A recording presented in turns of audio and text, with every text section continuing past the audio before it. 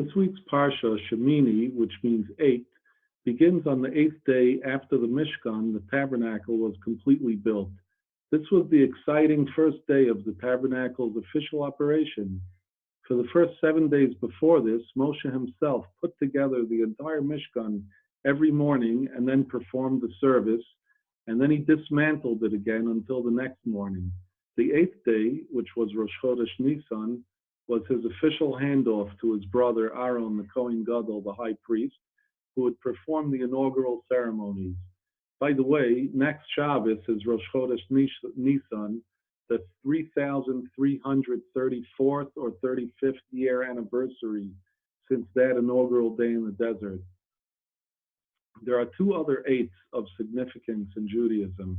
Hanukkah is 8 nights, and Brit Mila is performed on the 8th day. What is the significance of 8, and what connects these three things to it and to each other? In Judaism, the number 8 signifies the supernatural. It is above nature. The universe was created by God in 7 days, 6 days of work and the 7th day of rest. Although the 7th day is one of rest, it is still part of the 7 days of creation.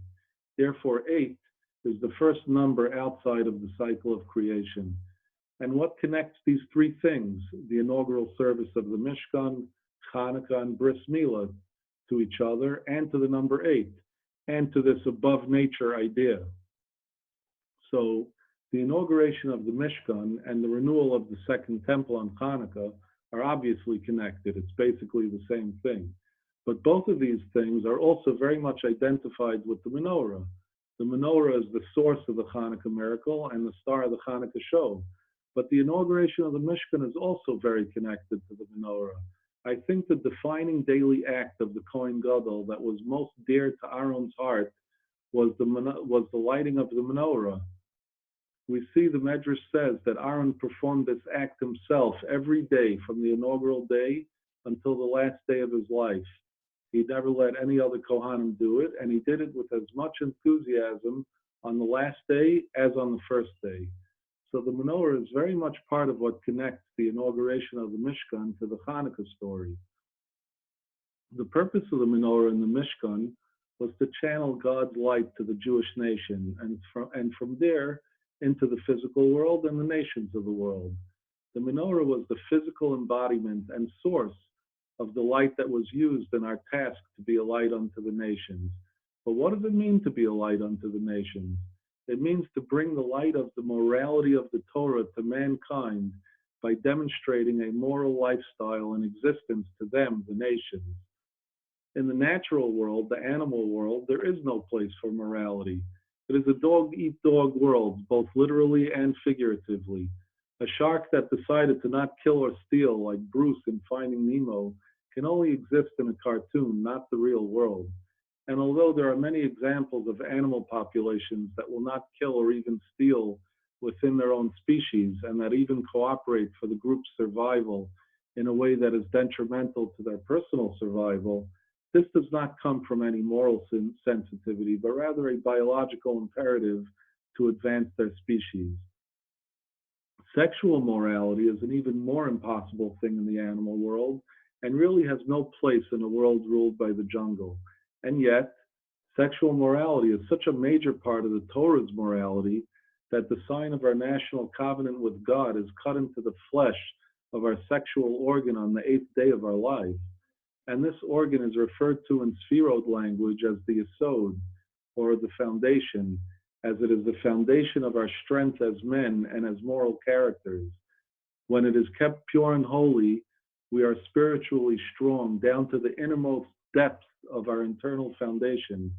And when it is not kept pure and holy, we become corrupt in all of our actions and thoughts because our innermost spiritual foundation is weak. The connection between the two menorahs of Hanukkah and the Mishkan to Brit Mila is that the bris is the seat of our figurative internal menorah. Just like the menorah in the temples brought God's light into the world, it is the morality that we live with in our daily lives, which is the light that we bring to the nations. The Talmud says that us Jews live outside of or above the stars and nature, that we're not subject to those forces of nature that govern the rest of the universe and humanity. Why is this? Because unlike the nations, we do not worship false gods that represent various forces of nature and which cause them, the nations, to be limited by these forces of nature. We worship the one God, the one creator and master of the universe, who created our world with a purpose above nature, which includes sharing his light with his creations. This is part of his purpose. And the way we help God, so to speak, to share his light with humanity and thereby accomplish his purpose above just creating nature is through lighting the menorah in the temple, but on a personal level, through our living a moral and sanctified life, symbolized by the sign of the covenant on our yesod, on our foundation. And this explains why the menorah and Brit Mila are so strongly associated with the eighth day, because they represent God's purpose above and beyond nature. This also explains why both the temple service and Brit Mila are doche Shabbos, meaning they are done even when it violates Shabbos. It's because they both represent the purpose above nature and Shabbos. And Shabbos, even though it is so crucially important, is still part of nature in the sense that Shabbos is part of the 7 days of creation. To bring this home, I'd like to connect what I just said to our daily lives. We see from this idea that the secret to our ability to access our above nature destiny is to live a life of morality, especially sexual morality. But morality is a daily and momentary choice and encompasses many aspects, not just sexual. And sometimes there are very difficult choices to make.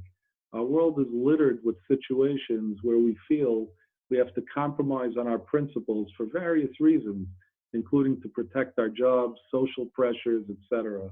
And maybe God will understand our compromises, but we can't expect to access this miraculous above nature destiny after compromising our principles, at least as it pertains to the subject we compromised our principles on.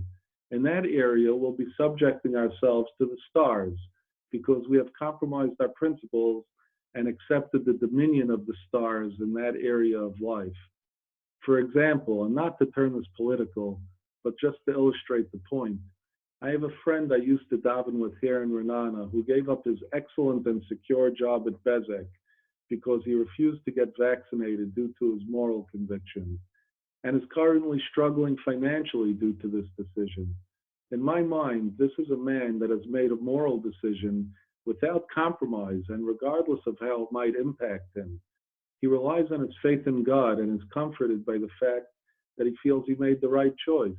Without knowing God's plan, I feel this individual has put himself in God's hands and above nature, and may he merit God's treating him in a miraculous above nature fashion soon. I am happy to be back and to wish you a Shabbat Shalom from my home in Renana in the holy and beautiful land of Israel. May we all merit to see the redemption and greet Mashiach soon in our days.